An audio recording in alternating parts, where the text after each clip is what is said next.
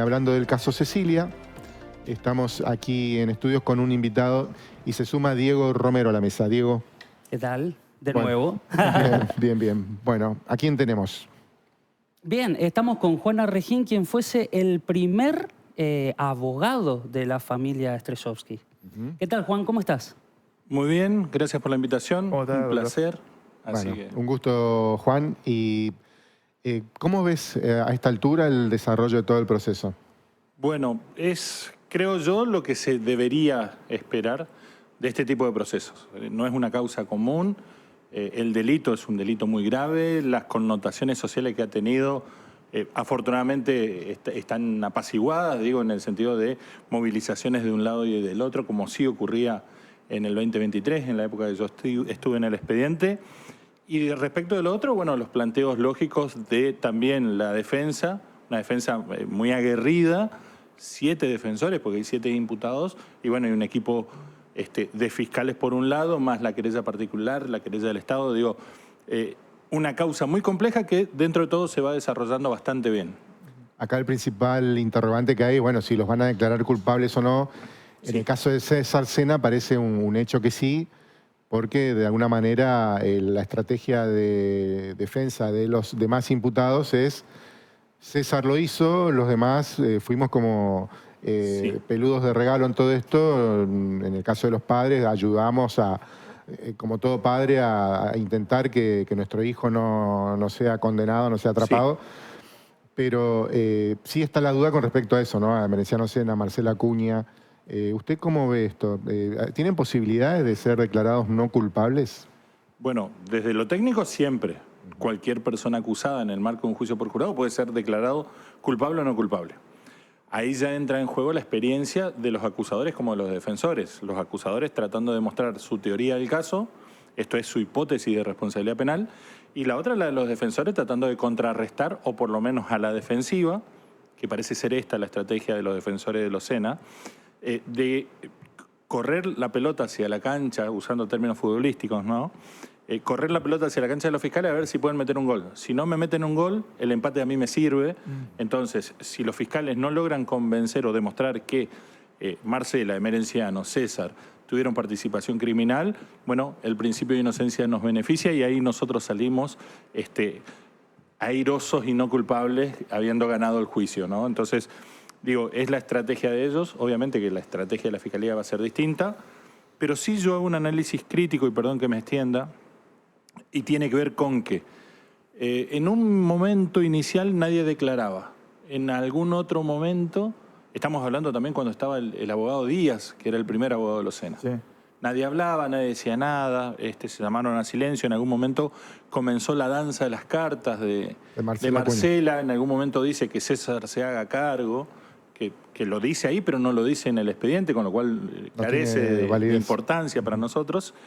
Y luego esta estrategia que se veía que se iba perfilando, pero que la transmite Patricia Acuña. Así como antes, en tiempos de Menem, teníamos a Corach, que todos los días a las 7 de la mañana daba su mensaje para la Argentina, bueno, Patricia Acuña todos los días se enfrenta a los medios de comunicación y repite el mismo eslogan.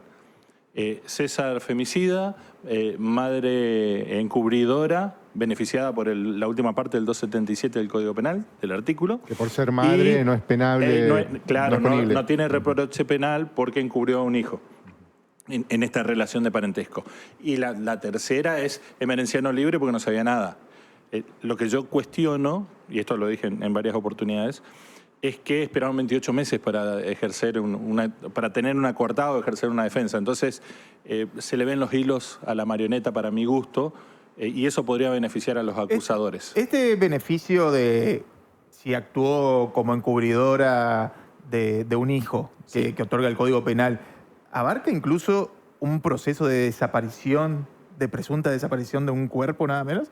Porque una cosa es, yo decía, un accidente, y bueno, encubren al hijo y llaman al chapista. Sí. Pero acá es mucho más fuerte. Sí, no, sin duda. La gravedad del delito, que es lo que se analiza en este sentido, no está prevista por la ley. El Código Penal, Código de 1921, decía, bueno, el que encubra o que colabore con el que ha cometido el delito, va a tener estas penas. ¿Tá? Hay un encubrimiento leve, uno más agravado, y al final dice, pero los que encubrieran a funciones que por parentesco correspondan o a quien le deban un deber especial. Entonces, esto no quita, este perdón legal, no es que quita de un plumazo lo que nosotros entendemos por participación criminal.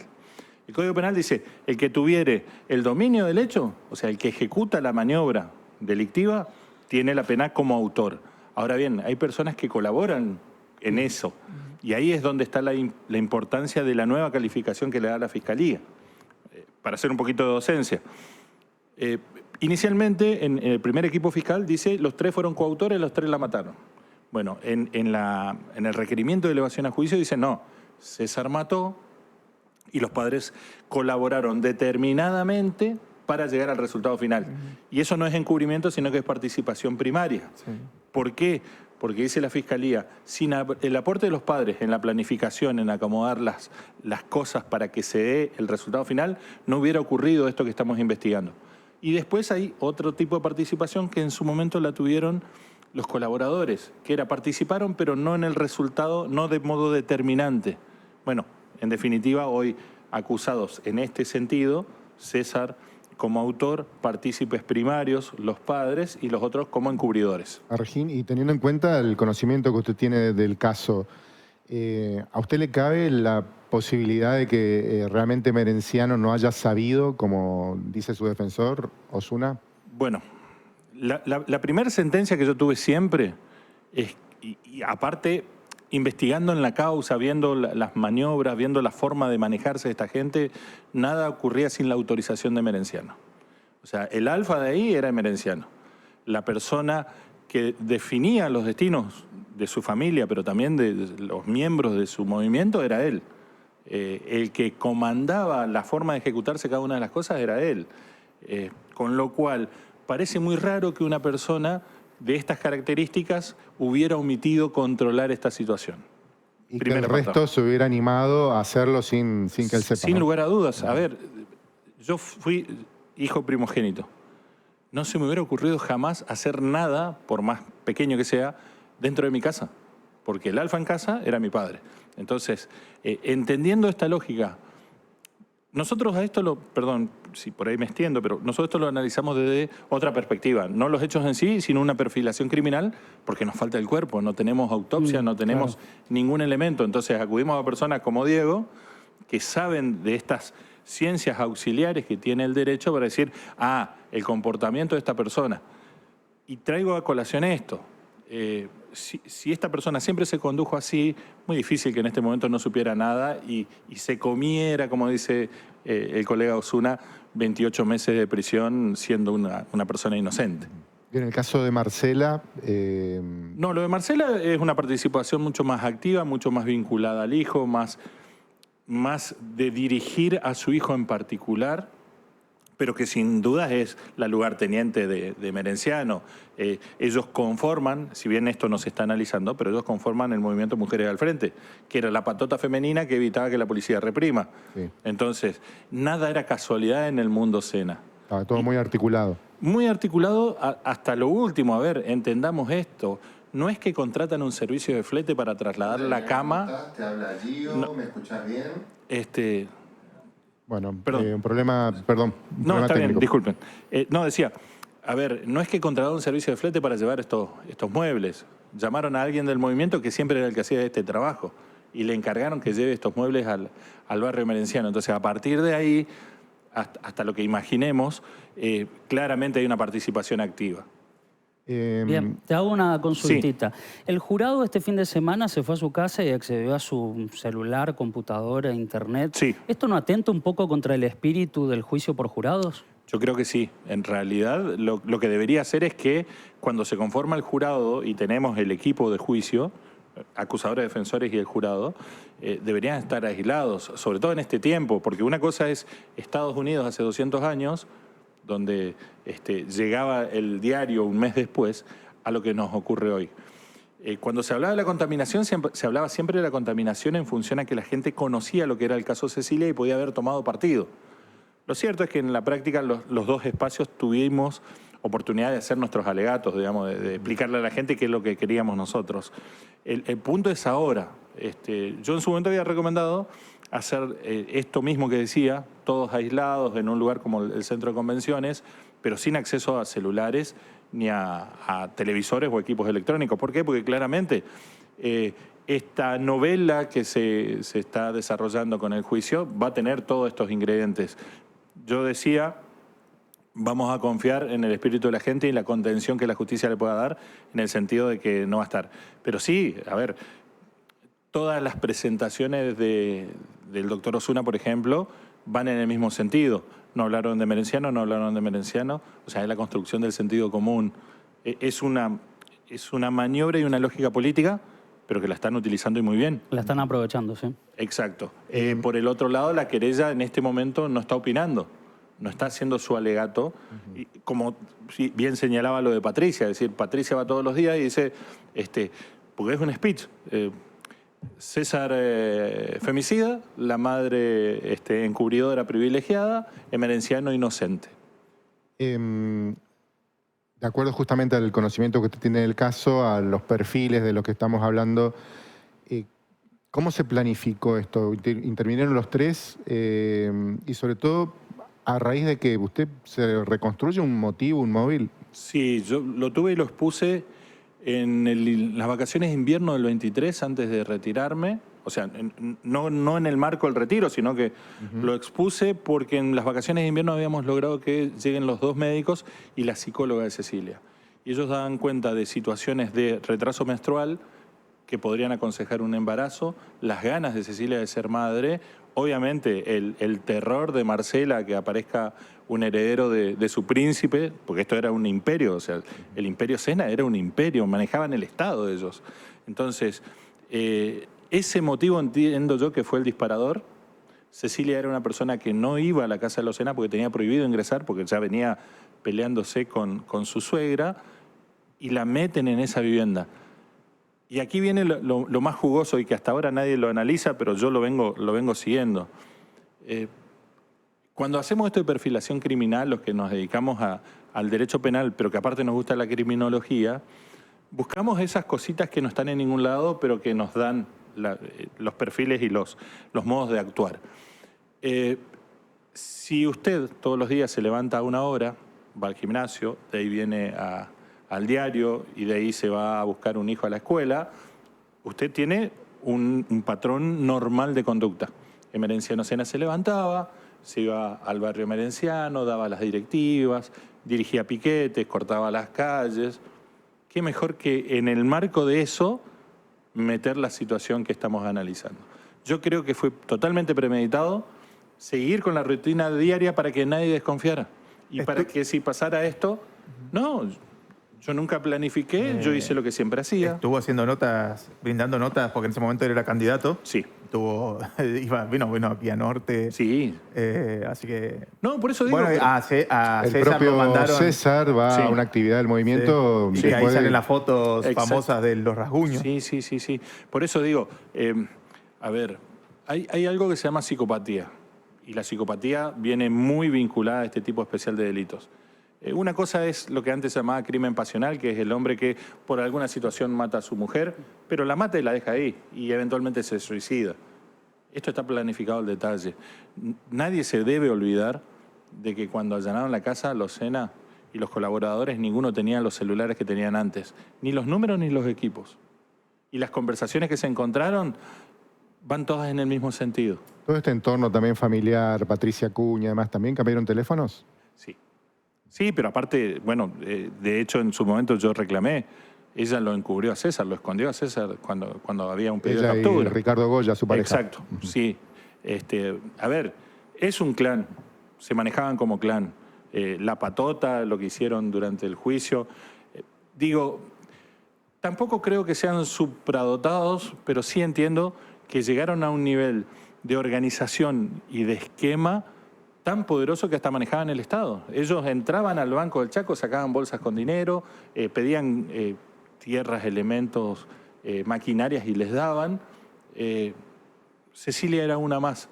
Me yendo parece a las hechos situaciones- menores. A veces periodísticamente se cubría alguna actividad de ellos y si por algún motivo tenían alguna actitud hacia un periodista, le pegaban y no pasaba nada. Exacto. Sí, de hecho yo representé apenas llegué a Chaco en la pandemia a un periodista de una cobertura que hubo en el acceso a Resistencia cerca del shopping, donde les pegaron, o sea, les pegaron, les rompieron los celulares y demás. Digo, no son tiernas palomitas Porque que... hay otra declaración de Marcela que trasciende en estos días, donde ella dice, si realmente hubiéramos tenido tanto poder como se dice, no estaríamos en esta situación. En realidad no tuvieron tiempo. A ver, el boom del caso Cecilia es que, a ver, activó a una sociedad que venía callada. Y dentro de esa sociedad hay muchas personas vinculadas al gobierno de ese momento que se acercaban a nosotros y nos decían, mirá, yo soy de esto, pero ¿sabes qué? Esto no puede ser. Hablando de la labor periodística, la noche o el día que detienen a Merenciano y a Marcela, estábamos con Fabricio preparando el cierre del diario de la edición de papel del día siguiente y estábamos buscando la confirmación porque era un trascendido. Al día siguiente salimos con que los dos fueron detenidos y que buscaban a César y había otros medios que hablaban de la detención de 2 adultos. Exacto. No se los mencionaba. Sí, no, a ver, coparon la comisaría, eso no es un detalle menor. Argín, Merenciano, Marcela, César, ¿son 3 psicópatas? Yo creo que sí. En algún momento nosotros tuvimos el auxilio de un psiquiatra de una Fuerza Armada, quien voluntariamente se prestó y se ofreció, digamos, a hacer... A ver, la pandemia sirvió para los que pudimos aprovecharla en el sentido de actualizar mucha información y mucha capacitación. Yo sigo a un agente de un instituto de investigación forense que existe en Córdoba, que trabaja articuladamente con gente de Estados Unidos, y habíamos visto esto de la perfilación criminal, pero no como se lo veía usualmente en las series de televisión, sino en la práctica cotidiana nuestra. Entonces, cuando yo ingreso a Cecilia, cuando esto se vuelve muy mediático, aparece, por ejemplo, un oficial de Carabineros de Chile, especialista en homicidios de estos así raros, que se ofreció a venir, lamentablemente no pudo venir, algunos peritos, gente que nos daba datos por los vehículos secuestrados, de cómo establecer geolocalización de estos vehículos, y en eso aparece un psiquiatra que trabaja para una Fuerza Armada. Entonces me dice, si no te molesta, yo te ayudo con esto. Bueno, respecto de las conductas, el remordimiento, la forma de actuar, desprecio por los demás que demostraron todo el tiempo esta gente, o sea, salvo el entorno particular, se comportaban con la misma vara para el resto de las personas. También, que no llegamos a hacerlo, porque nos quedó en el tintero, había 2 psicólogos muy conocidos aquí de Resistencia que querían hacer la autopsia psicológica de Cecilia, digo, para entender que esta era una causa tan compleja y tan sentida para el pueblo y para la gente que se dedica a esto, que de hecho me pasó a mí, cuando a mí me dicen, che, ¿te animás a trabajar pro bono, o sea, gratis en esta causa? Pero sí, por supuesto.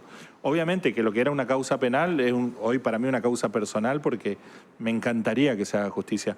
Pero digo, estas personas tenían ese tipo de rasgos de conducta, cero empatía. A ver, en un hipotético caso, aquí entra un niño corriendo y más de uno de nosotros va a interactuar con ese niño.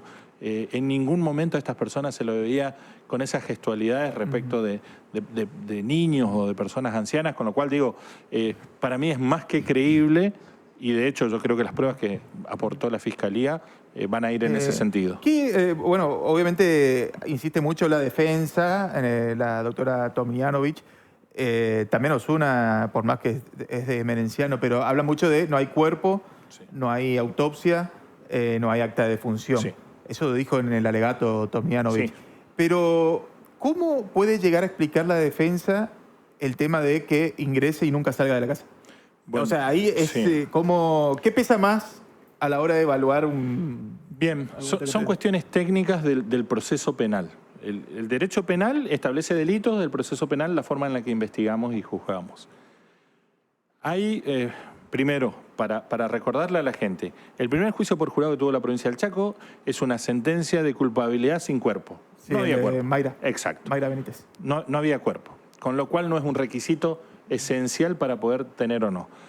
La otra es que, a ver, la fiscalía o la acusación pública, privada del Estado tienen que juntar pruebas para decir, yo te voy a demostrar que efectivamente estas personas son los responsables. A la inversa, el derecho penal y el procesal penal dicen que hay una especie de protección constitucional, que es el principio de inocencia, con lo cual si vos no demostrás que yo soy el culpable, yo soy inocente y por lo tanto no me podés condenar. Lo que fue haciendo la justicia a lo largo de los años es tomando y prestando atención a ciertos elementos que, si bien no son pruebas directas, son indicios. Por ejemplo, un indicio puede ser esto de que haya ingresado a la vivienda y que nunca haya salido. Otro dato, que sí es prueba, es la cámara de videovigilancia de la vecina que enfoca esta situación. Esto que acaba de citar su compañera, que nosotros lo habíamos tenido en junio ya del 23, de la policía haciendo un muy buen trabajo de seguimiento y diciendo, mirá, tengo los alertas, la activación de células, el movimiento conjunto de los celulares, digo, todo indicaba por ese lado. Entonces, la cuestión es, si no tengo cuerpo, ¿no está Cecilia? No, hay muchos elementos para llegar a inferir esta responsabilidad penal. Y hay algo que es fundamental para mí, y perdón si me estiro, pero se lo planteé cuando se confirmó la prisión preventiva en el juego de garantías. Este fue casi un crimen perfecto, si no hubiera sido porque uno de ellos se quebraba, nos contaba qué se hizo y dónde estaban los rastros, y nosotros fuimos, digo como investigación, y encontramos la billetera de Cecilia en la casa de Locena, incendiada y con nafta, lo que serían los restos de una quemazón y luego los restos de los huesos en el fondo del río Tragadero, calcinados por fuego, con otros datos que se brindaron en ese testimonio, y después finalmente, esto en Campo Rossi, ¿no? Y finalmente la valija de Cecilia incendiada con la ropa de Cecilia, el dije, lo que serían las chapas de los 2 celulares. Tenemos un modus operandi, tenemos en los 3 lados fuego con presencia de nafta, un comportamiento común, la planificación, insisto, casi al detalle, y estas conductas, como por ejemplo, insisto, lo de los celulares, son elementos que los va a analizar un jurado popular, y eso también es importante. Un juez técnico por ahí tiene la obligación de atenerse más a las cuestiones jurídicas. La gente vota con la cabeza y con el corazón en un jurado popular y tiene que haber unanimidad, con lo cual, si hay filtros para pasar, el jurado popular va a saber llevarlos adelante. Regín, por último, y después, sí, Diego, te dejo cerrar. Sí. De acuerdo a su hipótesis, entonces, ¿a Cecilia la matan o porque estaba embarazada o porque podía quedar embarazada en cualquier momento? Sí, pero aparte me molestaba porque ella nunca se sumó al plan de... A ver, si ella quisiera, si ella hubiera aceptado la invitación, hoy ella sería una dirigente más y ella estaría al lado de Marcela. Claramente ella no era de ese mundo, no quería participar en ese mundo, y la mejor manera que encontraron lamentablemente es la de hacer esto que hicieron. ¿A ella le llegaron a ofrecer plata para que se separe de...? Le ofrecieron plata, le ofrecieron muchas cosas más. De hecho, a ver, para que se entienda, ella en algún momento, y esto lo cuenta la abuela, y lo cuenta la hermana también, pero la abuela centralmente, en un exabrupto, César Sena dice, bueno, ahora podemos lavar plata con Gato Negro, con la cafetería. Y ella le dice, no, yo no voy a terminar preso por ustedes. Después de haber dicho, yo no quiero ser piquetera, yo no estudié para eso. Ella era técnica en informática. Bien, bueno, en el caso de que sea efectiva la condena, sí, en base a los crímenes imputados, ¿cuántos años le podría llegar a corresponder a cada uno? Y en el caso de que sea efectiva la condena nuevamente, ¿podrían llegar a hacerlo con domiciliaria? La primera respuesta es, hay una sola pena, porque aunque sea uno como autor y los otros como partícipes, la única pena es prisión perpetua. Esto lo dice el artículo 80, inciso 11 del Código Penal. Además de eso, obviamente que hubo otras situaciones como alevosía, que se podría llegar a entender que esto ocurrió en el sentido de meterla inofensivamente, digamos, a un lugar para luego atacarla. En el caso de los colaboradores, 6 años como máximo. Lo mismo, ya hicieron 2 en un juego de antecedentes de análisis, podrían salir en libertad, aún siendo culpables. Digo, si le dan un mínimo de 3, se hicieron 2, cumplieron 2/3 de la condena, podrían beneficiarse. En el caso de Locena, en caso de ser condenados, es a perpetua. Si bien la ley dice 50 años, nadie pasa 50 años en la cárcel y sale a contarlo. Esto lo dice la práctica. Y la otra es, la prisión domiciliaria está pensada para personas de más de 70 años o personas que necesiten un tratamiento que no pueda ser llevado adelante en la cárcel.